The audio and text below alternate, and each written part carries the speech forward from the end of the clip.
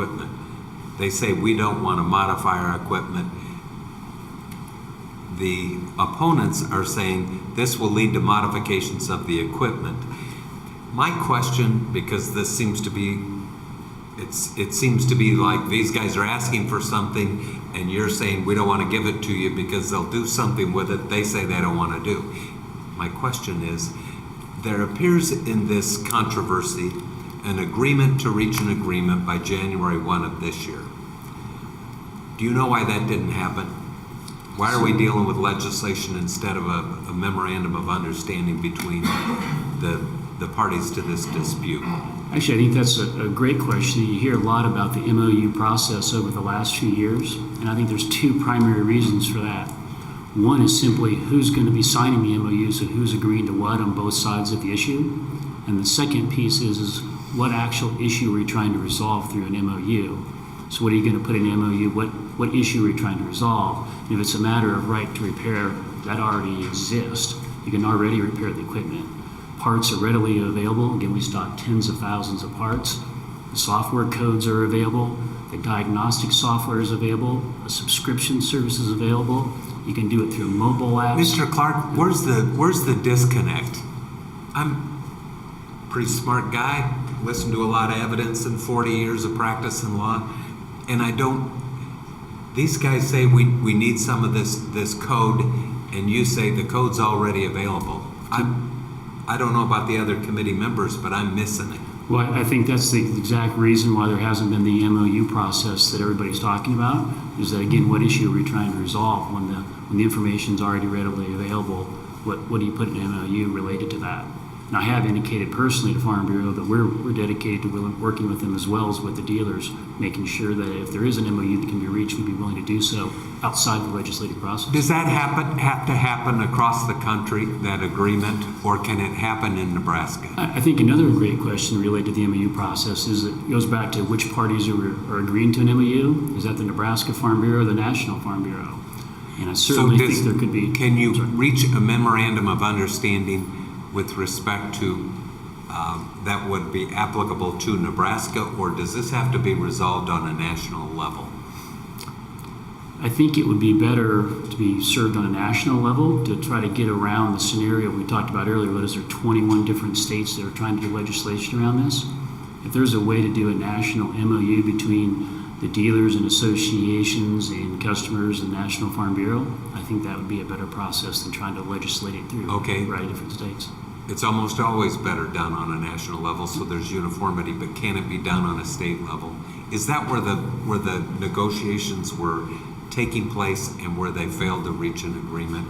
Or was it the negotiations and the failure to reach an agreement, did that happen on a national level? My understanding, there was efforts on both the Nebraska side as well as the national side to try to accommodate that. I was not involved in all those discussions between the dealers. Okay, I appreciate your answers. Anybody else have questions for Mr. Clark? I see none. Thank you for being here today. Thank you. We're trying to sort it out. Sure. We do have a farmer on there, but he's the sponsor of the bill. The rest of us are just trying to catch up.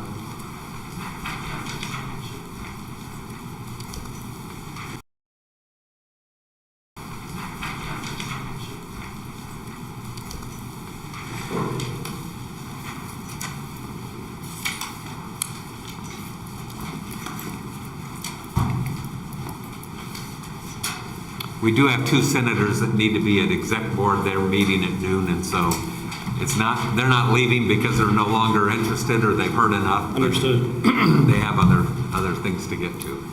Good morning. Good morning. I think it's still morning. Chairman Lathrop and committee. Thank you for the time this morning.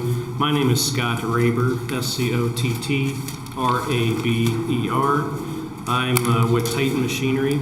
We're a Case IH, New Holland, Case Construction dealer, representing 16 dealerships across the state, employ around 400 individuals in varying small towns across the state.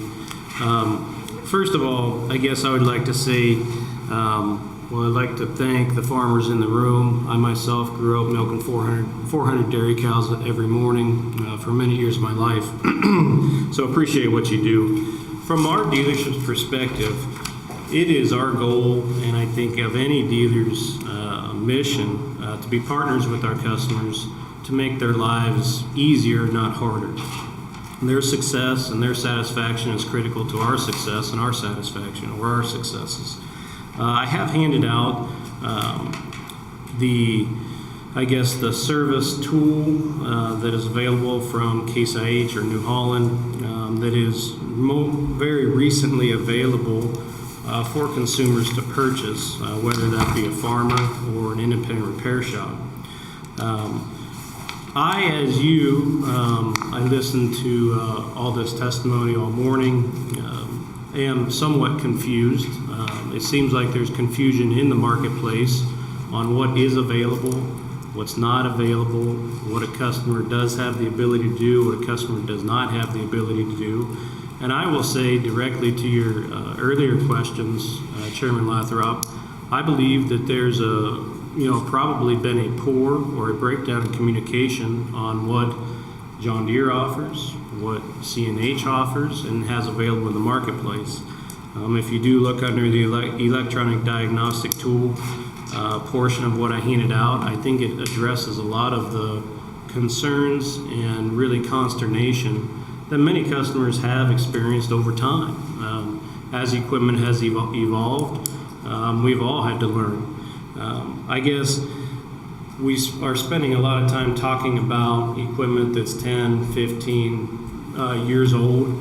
I can say from our perspective, technology is advancing very quickly. New equipment is not clearly always the answer, but there is a vast and quickly evolving technology advancements that's happening now where we have the ability, or the customer has the ability in new machines to repair or see what's happening to them remotely, whether it be from a dealership seat or whether it be from a grower's seat. I guess in closing, it's our opinion and our hope that we are able to we're able to resolve this without further legislation and really address it as a market-based solution. Thank you, and I welcome any questions. Okay. Senator McKinney. Thank you.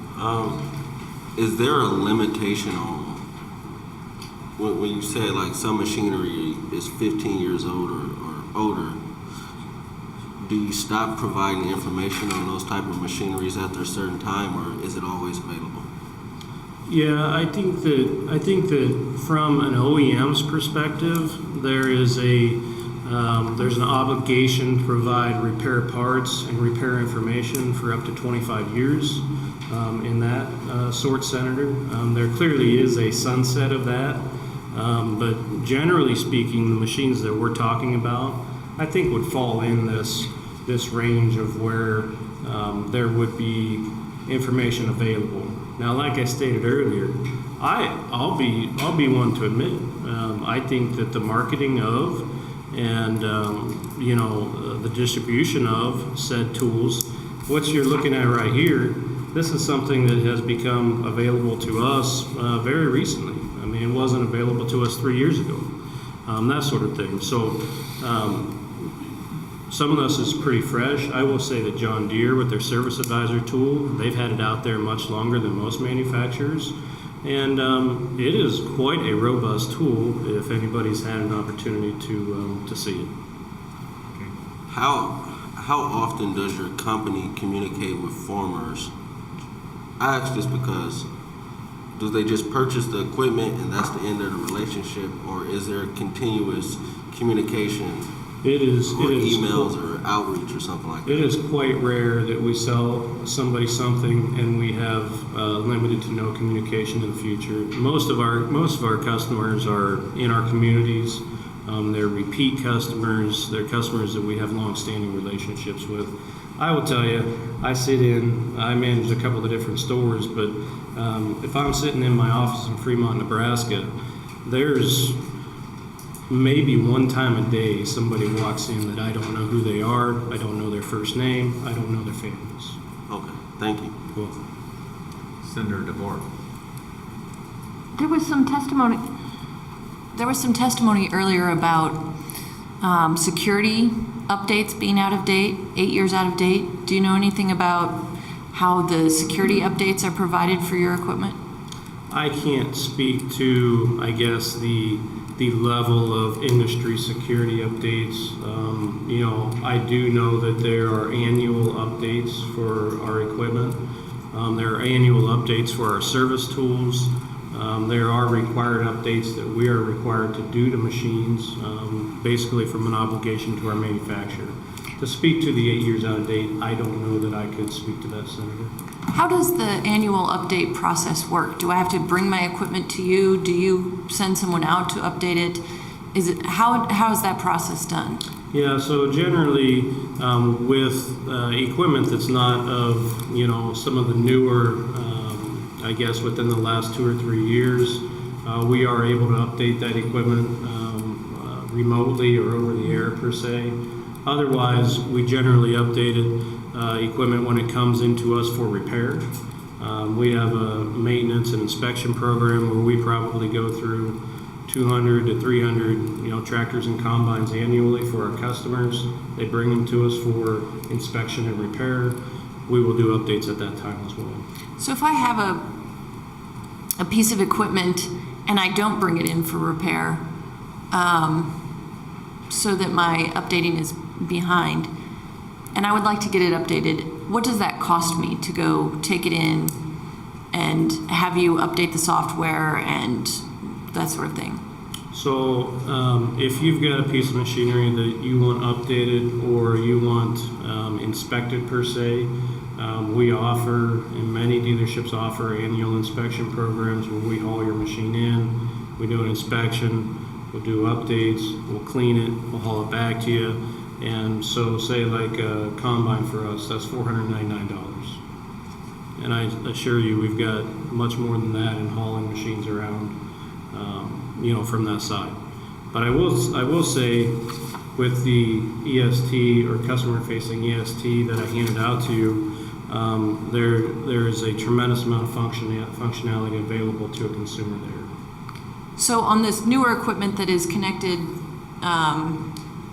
either through the cellular service or perhaps someday through the broadband service, I'm on the T&T committee. That would be great. For those newer types of equipments that are connected, they can do some of that diagnostic and updating of software. Correct. Okay. But it's the older stuff that doesn't quite have that connectivity to it. Those kinds of things have to be brought in order to get updated. Is that correct? Unless the customer has a customer-facing electronic service tool. And that costs something. Depending on how much of it you need to buy. If you don't have a computer, it's clearly going to cost more than if you do have a computer. Anywhere from $3,000 to $5,000. Okay. All right. Thank you. You're welcome. Thanks for being here. Thank we you. are going to take one more opponent, then go to neutral testimony, if any.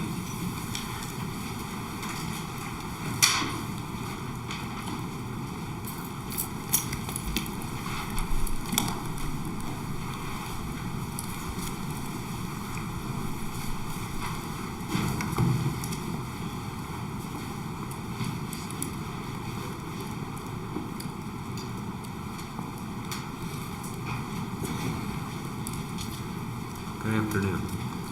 Good afternoon, Mr. Chairman, members of the committee. It's a pleasure to be here today. My name is Mark Hennessy, M-A-R-K-H-E-N-N-E-S-S-E-Y. I'm the president and CEO of the Iowa-Nebraska Equipment Dealers Association, and you've heard from two of our members of our association here today. I think what we are all in this room trying to accomplish is the same thing. We don't want to have a producer unable to be able to operate their equipment in the field. We want them to be able to harvest. We want them to be able to plant. And if they want to be able to repair their equipment, we want to be able to support that repair. We're all after the same objective. The question you raised earlier, Senator, was aren't they aware that they can already do this? I think when you hear and you've heard about the products that are currently available in the market today, producers can buy diagnostic tools, equipment, software subscriptions, much the same as an independent repair or a dealer themselves procure. This is available for them to be able to do themselves if they so wish. The question becomes, why aren't they doing it? Well, they can if they desire. It really has boiled down to an awareness issue. Are they aware that these tools exist? Why are we needing to have legislation for something that's currently on the market today? So I think the crux of the matter, to crystallize it, is how do we create better awareness? Do we do that through legislation or do that through communication? What's the best way we can accomplish this objective? Because we all are after the same thing, and that's trying to make sure that our producers in Nebraska can be able to plant 24/7 or whatever schedule they want to be able to get their crop in the field or harvest on time. That's what our producers want to have. That's what our dealers are striving for. That's what the OEMs have been able to provide those tools and diagnostic capabilities for all of us to be able to do. So I just want to close that we're all after the same objective. We don't believe we need to have legislation to accomplish the ability to right to repair because the products are available on the market today. We don't need to have legislation to create awareness. That's a challenge that we have to do and we have to do a better job of. But that's where we really like to be able to step up and make sure that we are looking at this bill from the lens of, are we doing the right thing? And if we can improve, we certainly are open to that. But we don't think legislation is needed in order to get that accomplished. So if this passes, tell me what harm there is. If this- I'm not believe me, if you were here earlier in the week or last week, you'd understand that I'm not in favor of passing bills based on fear of something that doesn't exist.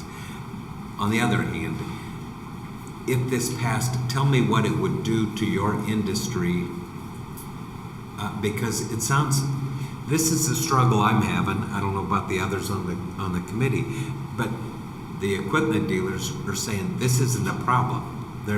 This is a solution looking for a problem because we're already giving them everything they need.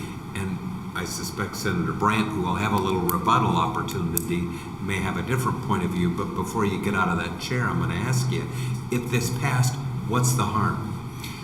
I believe What are we gonna do that you think is a bad thing if all we're doing is memorializing current practice? Yeah, well, I guess, Mike, to answer your question, enacting legislation for the purposes of doing something we currently are doing today, is it legislation that's really truly needed?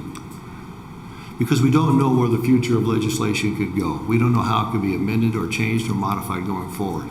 And so there's always that question about where could this lead us? Is this really the intended purpose of this legislation to begin with? Do we want to pass laws that really are laws that we're currently doing today? What purpose do they truly serve? So you don't think this would require you to do anything or provide anything to the ag producer that you're not already providing? That's correct. Okay. Well, I got a question for Senator Brandt when he sits down. Okay. Senator McKinney. Thank you. So are you saying that this shouldn't become law because in the future the circumstances of your relationship with farmers might change? Sorry. Are you saying that you're opposing this legislation because some years down the line the nature of your relationship with farmers might change, and if this is in law and say you stop providing these services, something can be amended to force you to do something more than you're not doing? Or I don't know if I'm saying it clear. So basically what I'm trying to ask is, if not in law, some years down the line you could potentially stop providing all these services and there's no legal really ramifications for farmers to look at to hold you accountable. But if it's in law, if you stop providing these services, you will be held accountable. Yeah, I think to answer your question, don't believe we need to have a law for something that currently is in place. There's a lot of things that we do in our daily lives that there's not laws for. We just do, we just live. And so it would be for our dealers to not be able to support the producers That's not the business that they're in. They want to make sure that those producers can plant the field, and whatever they can possibly do to assure that's going to happen, they do, and they take a great deal of pride in doing that. So, to answer your question about, I don't believe we need to have a law for something that currently is in place. They can buy the products, they can repair those products if they so desire, or they can choose to have an independent repair shop do it, or bring it into the dealership. Whatever they choose to do, it's already there. Is there a plan to work on improving the relationship with farmers? Because I don't believe that Senator Brandt would have brought this legislation if it wasn't an issue. So do you already have a plan in place to improve your relationship with farmers to ensure that their needs are being met? We are constantly looking to improve. I mean, I think you heard some conversation about at the national level, could we see an MOU with the American Farm Bureau? We are currently and constantly looking for ways that we can improve the delivery of services. I'm sure there's always opportunities to continue to grow in that respect. But like I said at the beginning of my remarks, we're all after the same thing. We're all after wanting to make sure that the producer get in the field. Ideally, it would be great to have a cell service that's accessible everywhere in Nebraska. And so we don't have some of these gaps in coverage. And that's being worked on today. And I think being able to have remote access to equipment is something we're going to see going forward. And allowing for, whether it's independent or a dealer or whoever, to be able to support that remotely, I think we'll see that. But it's not here today due to some of the communication gaps that we're seeing. But it's going to continue to evolve. All right, thank you.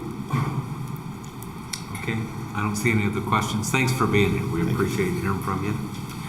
That will close the opponent testimony. Is anybody here in a neutral capacity? Seeing none, Senator Brandt, you may close on LB 543. As you approach the record, I will complete the record by noting that we have 5 position letters. All 5 are proponents. We also have written testimony.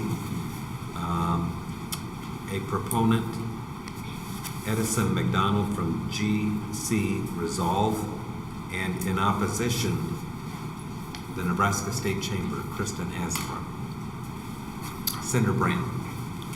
First of all, I want to thank everybody that testified today. What's unusual in the farming community is that we really rely on our dealers. We wouldn't be in business without these guys. And so I think they realize this is not a poke at them. We're trying to work together on this to get this resolved.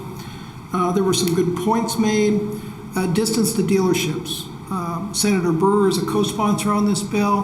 When you're up in the Sandhills, you may live hour and a half from a dealership, and if you've got somebody local that can diagnose this, that helps tremendously. A little different than consumers, where you can go down to Napa and you can buy a scanner for your car. I can tell you myself, as just a moderate or small farmer, I own 10 tractors and a sprayer and a combine. We own a lot of equipment. So this affects us in a big way, especially when you realize that 92% of the geographic footprint of the state of Nebraska is farm. This bill is not about the right to modify. People do that today without this bill. This bill is about the right to repair. It has nothing to do with emissions. You cannot modify emissions. That's against federal law. This is about right to repair. Senator DeBoer, on parts, a customer must buy those parts, for the most part, from an authorized dealer. There's some equipment out there where there's third-party dealers, but by and large, that's how the ag network works. Whether this bill would pass or would not pass, these dealers are going to sell the same amount of parts this year as they did last year, because that's where we've got to get our parts from. Senator McKinney had a question on liability, on modification. That's pretty much on the guy that did the modification. Now, if a dealer misses it on a trade-in and it's traded in, that dealer would have to bring that piece of equipment back to manufacturer's specifications. and then it becomes an issue between the dealer and that customer about who would pay for that, and they would get a good attorney like those present in this room here today. So I think that's about all the points. I think Senator DeBoer brought up the internet issue. A lot of the modern equipment automatically downloads, providing you have an internet connection. And next year, that's going to lead to some other things that we're Wrong working committee. on. What? Wrong committee. Wrong committee, yeah, the TNT. So I guess we need to ask ourselves, would these farmers have driven here today if this was not an issue? Really? I mean, we've all got better things to do than appear before the Judiciary Committee, as much as you guys enjoy listening to farmers. But I can tell you they probably would not have shown up today if they didn't feel strongly about this. So what would a reasonable person do? You know, they talk about not needing this law. Nebraska has over 40,000 statutes. We don't need any of them if everybody didn't break the law. Why do we have a speed limit? I drive the speed limit. You drive the speed limit. We have a law because maybe she doesn't drive the speed limit. So I guess that's sort of how I view the world right now, and I would be happy to take any questions from the committee. So I want to ask you a follow-up to the last testifier. If what is it, because we had every person that is opposed to this bill say that the code is available, just go on the website, look in the owner's manual. If you got an error code and it says your engine isn't running because of code number B25, there's a place to find out what that is. So do you disagree with them? Is there something you want that isn't publicly available already? What will you get out of this bill that you're not getting already? First of all, to the code question, my personal experience as a farmer, I have owned multiple lines of equipment, and there are multiple levels of operators manuals. Some are very, very good. Some of them actually have in the operators manuals the codes and what they are. A lot of these codes, like one of the testifiers said, is call the dealership. And it seems like the newer the equipment, that tends to be more of what we see. We don't get that granular definition that said it is the third fuel filter on your combine that's causing you the problem. And yet the computer system's good enough to tell you that it's the third fuel filter on the combine, but that information isn't getting back to the owner of the machine. So yeah, there's a lot of frustration here on the part of owners, farmers, independent mechanics. So that's somewhat with the codes. So yeah, Case IH has a different system than John Deere, than AGCO, than CAT, and those are just the major ones. There's thousands of original equipment manufacturers, and they're all different. And now we're talking about robotic milking machines. We're talking about telemetry. We're talking about center pivots. I mean, people go down the road. In agriculture, it's IoT, the Internet of Things. Yeah, we only have a farmer every 3 or 4 miles, but to get between those farm places with connectivity, you may have driven past 20 pivots that are all connected, or tractors, or combines, or swathers, or sprayers. So there's a very high degree of technology out in rural Nebraska that the owners would like to see access to. Okay, Senator DeBoer. So you said that there are the codes, right? Let's talk about the codes again. You said that there are potentially codes. Sometimes they say call the manufacturer. They say, that's not really the case anymore. So sure. I mean, maybe an easier way to explain this is that there's Android phones and there's Apple phones or computers, and they all are a little bit different. Sure. It's the same with original equipment manufacturers and codes. Sure. They're all a little bit different. Sure. So John Deere, how they define code and what that customer does, and Case IH and AGCO and Valley and go on down the list of this, is all a little bit different in what they define and what their processes are. so how does this bill help that? Because what I hear is there's an overwhelming complexity of ways to access information about what that code means? This bill simply is somewhat a Bill of Rights for the owner that says you have a right to access that code from that original equipment manufacturer if they still provide it for those machines. Now, if I have a 20-year-old machine and they've discontinued support for that machine and I have some equipment like that, there is no obligation on their part to supply that.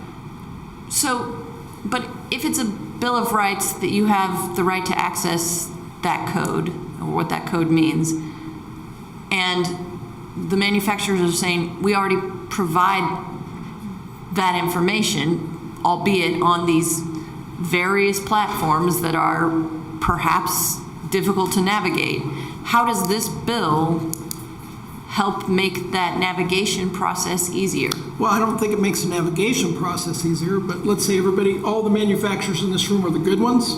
It's like every other bill we hear. It's the ones we need to address that aren't here.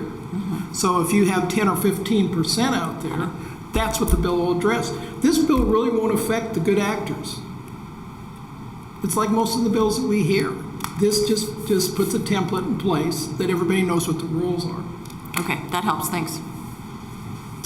Okay, Senator Brandt, interesting morning. Yes, it was. We Thank appreciate everybody that showed up today, both opponents and proponents.